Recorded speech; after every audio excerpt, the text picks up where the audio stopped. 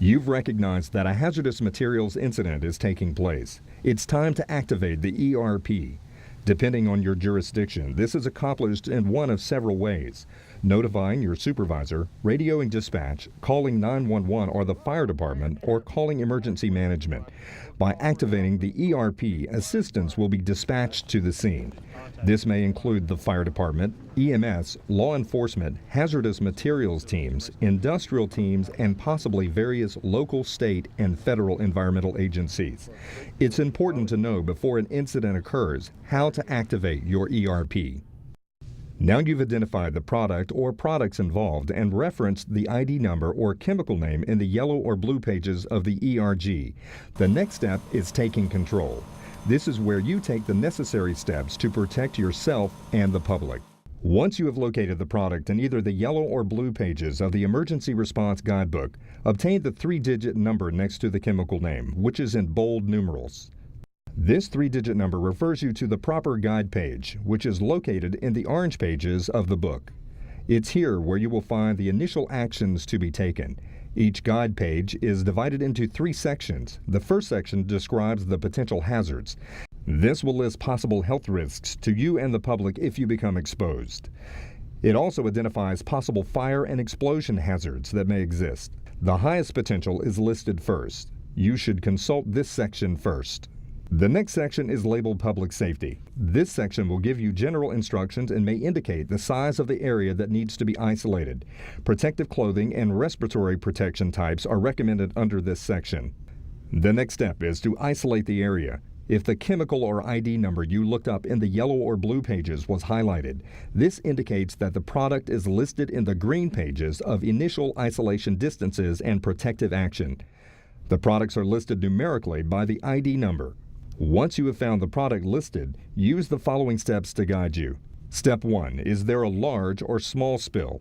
A small spill would be one 55-gallon drum, small cylinder, or a large tank with a small leak.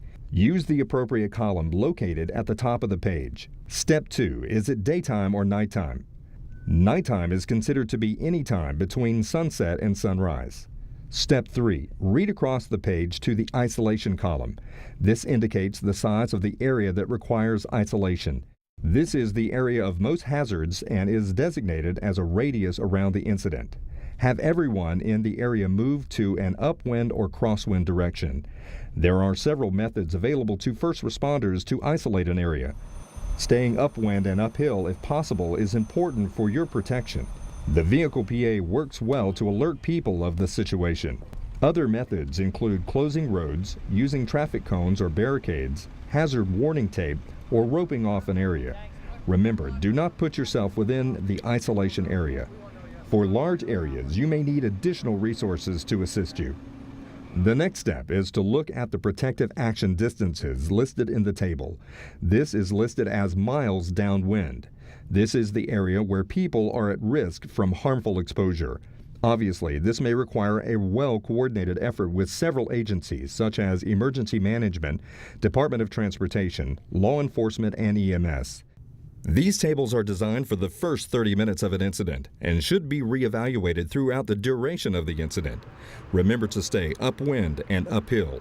And also remember your 4 routes of entry into the body to avoid contamination or cross-contamination. They are inhalation, injection, ingestion, and absorption.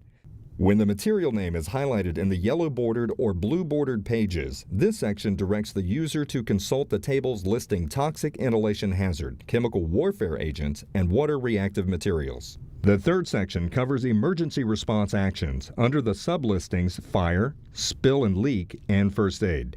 Perform these tasks only if you have been properly trained and you have the proper protective equipment.